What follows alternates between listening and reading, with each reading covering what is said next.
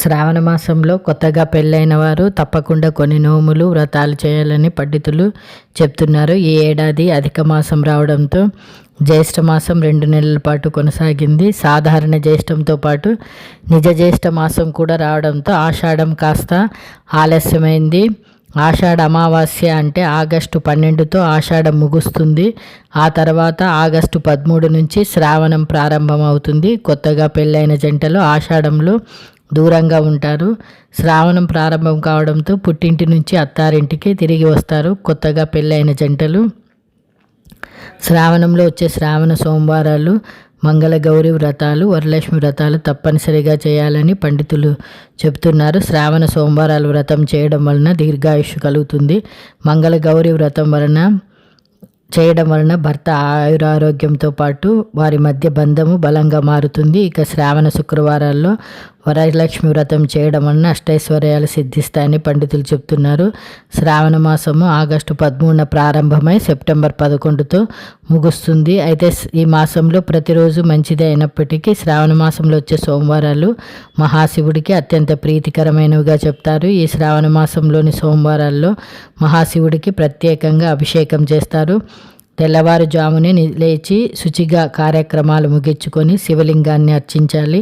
హితోధికంగా ఆరాధించి పంచామృతంతో లేదా జలంతో అభిషేకం చేయాలి. ఇలా చేయడం వలన దీర్ఘాయుషు లభించడమే కాకుండా దోషాలు తొలగిపోతాయని, వివాహ బంధం బలపడుతుందని పండితులు చెప్తున్నారు. ఆగస్టు 17 మొదటి సోమవారంతో పాటు పంచమి తిథి కూడా రావడంతో నాగపంచమిని జరుపుకుంటారు. ఇక రెండో సోమవారము ఆగస్టు 24న వస్తుంది. మూడో సోమవారము ఆగస్టు 31న, నాలుగో సోమవారము సెప్టెంబర్ 7న వస్తోంది. ఇప్పుడు మంగళగౌరి నోములు అనేది ఎలా ఆచరించాలో తెలుసుకుందాం. శ్రావణ మాసంలో మహిళలు ఆచరించే అత్యంత ముఖ్యమైన నోములు మంగళగౌరి నోములు.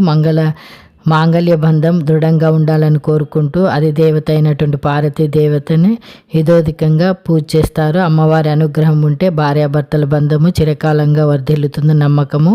కాగా శ్రావణ మాసంలో వచ్చే మొదటి మంగళవారము ఆగస్టు 18 వస్తుంది.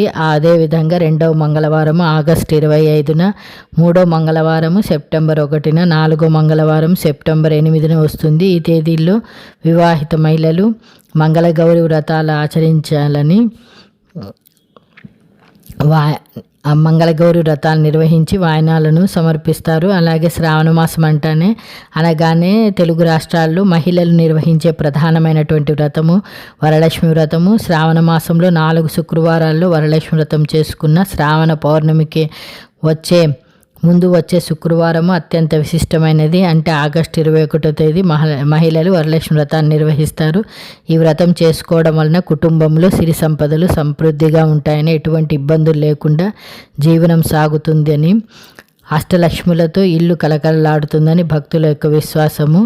అయితే శ్రావణ మాసంలో ప్రధానమైనటువంటి పండుగలు 2 ఉన్నాయి. అందులో ఒకటి నాగపంచమి. ఇది ఆగస్టు 17వ తేదీన సోమవారం రోజున వస్తుంది. నాగదోషం ఉన్నవారు నాగపంచమి రోజున పుట్టలో పాలు పోసి స్వామివారిని ప్రసన్నం చేసుకుంటారు. కేవలము ఏడాదిలో ఒక్క నాగపంచమి రోజున మాత్రమే ఉజ్జయినిలో నాగచంద్రమౌళీశ్వర స్వామివారి ఆలయము తెరుచుకుంటుంది. ఆ ఒక్కరోజు మాత్రమే అక్కడ దర్శనాలు ఉంటాయి. లక్షలాది మంది భక్తులు స్వామిని దర్శించుకుంటారు. ఇక శ్రావణ మాసంలో అత్యంత విశిష్టమైన పండుగల్లో మరొకటి రాఖీ పౌర్ణిమ లేదా జంధ్యాల పౌర్ణమి. ఈ ఆగస్టు 28వ తేదీన శుక్రవారం రోజున వస్తుంది కాబట్టి రాఖీ పౌర్ణమికి సోదరులు రాక్షాబంధన్ కడతారు. ఇదే రోజున జంధ్యాల పౌర్ణమి అని కూడా పిలుస్తారు. ఈ రోజున నూతన యజ్ఞోపవీతాన్ని ధరించాలని శాస్త్రాలు చెబుతున్నాయి.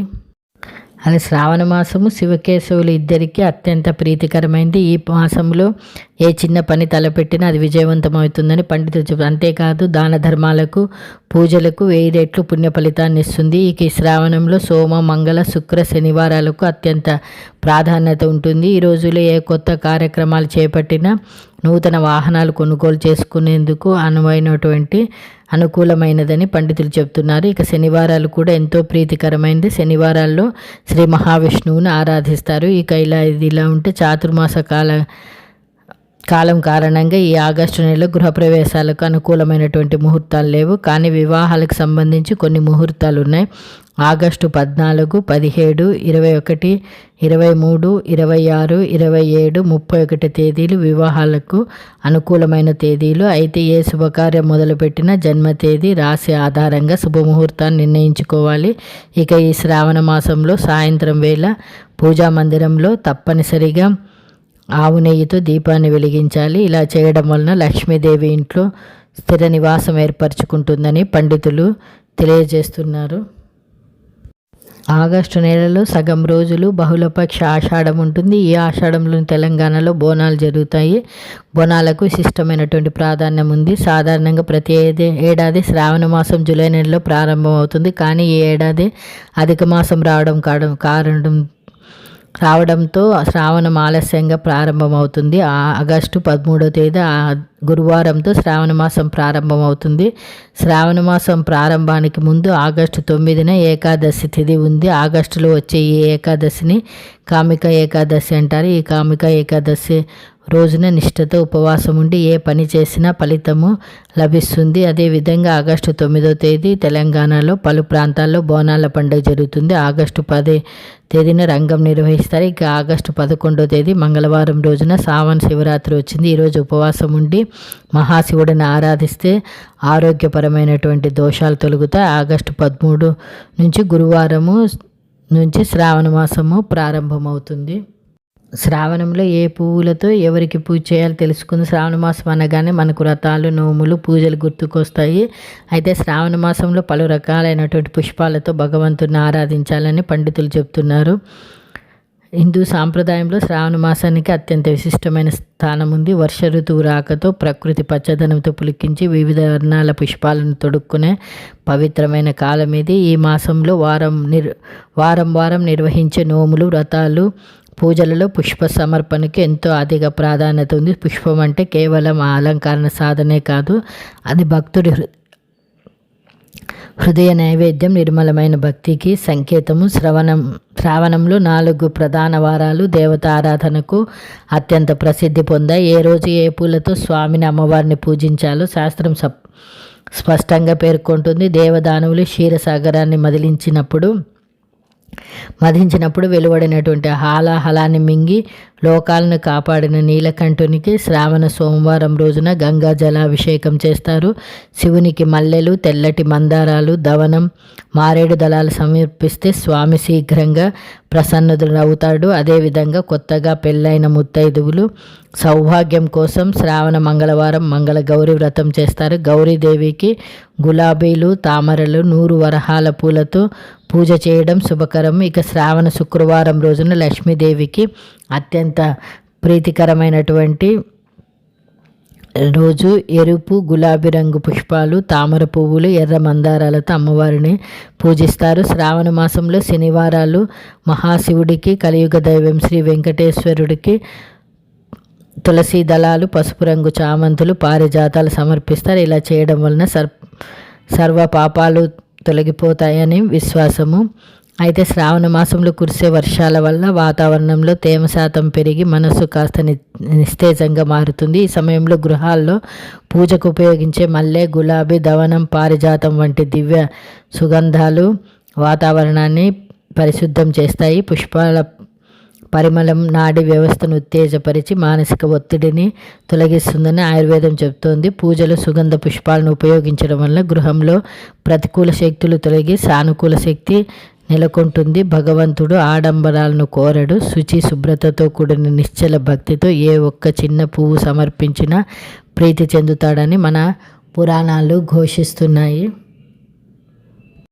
అయితే శ్రావణ మాసం ప్రారంభానికి ముందు ఈశాన్య మూలలో ఏ శుభప్రదమైన వస్తువులు ఉంచితే మహాదేవుని యొక్క ఆశీర్వాదాలు, సానుకూల శక్తి అనేది పెరుగుతుందో మనం తెలుసుకుందాము.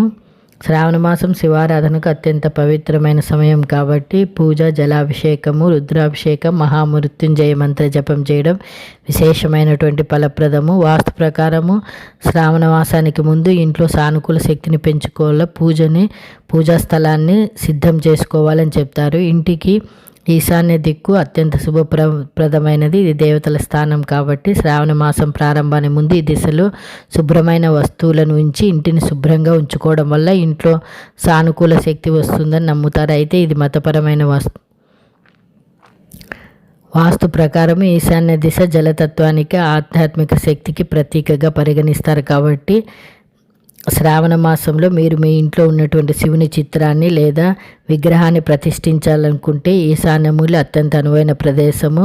ప్రశాంతమైన దహన భంగిమలో ఉన్నటువంటి శివుని రూపాన్ని ఉంచాలని గుర్తుంచుకోండి. విగ్రహాన్ని ఎల్లప్పుడూ శుభ్రమైన ప్రదేశంలో ఉంచండి. అలాగే వాస్తు ప్రకారం రాగి పాత్ర శుభ్రమైనది కాబట్టి మాసం ప్రారంభానికి ముందు శుభ్రమైన నీటితో నింపిన రాగి పాత్రను ఈశాన్యమూలలో ఉంచాలి. చాలామంది అందులో మామిడి లేదా అశోక ఆకులను కూడా ఉంచుతారు. క్రమం తప్పకుండా నీటిని మార్చడం కూడా ముఖ్యమైనదిగా భావిస్తారు.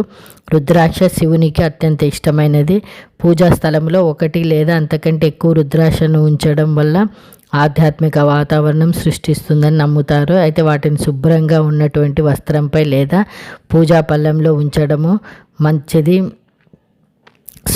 ఈశాన్య మూలలో వెండి, రాగి లేదా మట్టి పాత్రలో శుభ్రమైన నీటి నుంచే సంప్రదాయం కూడా చాలా ప్రదేశాల్లో ప్రచారంలో ఉంది. ఇది ఇంట్లో శాంతిని, సానుకూల శక్తిని నింపుతుందని నమ్ముతారు. ఈ నీటిని క్రమం తప్పకుండా మార్చాలి. శ్రావణ మాసంలో శివునికి ప్రత్యేకంగా తెల్లని పువ్వులను సమర్పిస్తారు. వీలైతే పూజా సమయంలో తాజా తెల్లని పువ్వులను ఈశాన్యమూలలో ఉంచండి. వాడిపోయిన పువ్వులను ఎక్కువ కాలము ఉంచవద్దు. అయితే ఈశాన్యమూలలో ఈ విషయాలను గుర్తుంచుకోవాలి. ఈ దిశలో అనవసరమైన వస్తువులు లేదా చెత్త పేరుపోకుండా చూసుకోండి. బరువైన ఫర్నిచర్ ఉంచవద్దు. తగినంత వెలుతురును, శుభ్రతను పాటించండి. పూజా స్థలం చుట్టూ క్రమం తప్పకుండా దీపాలు లేదా అగరబత్తులు వెలిగించండి. వీలైతే ఉదయం పూట స్వచ్ఛమైన గాలి లోపలికి రావడానికి ఈ దిశలో ఉన్నటువంటి కిటికీని తెరవండి. ఈ వీడియో నచ్చితే తప్పకుండా లైక్ చేయండి.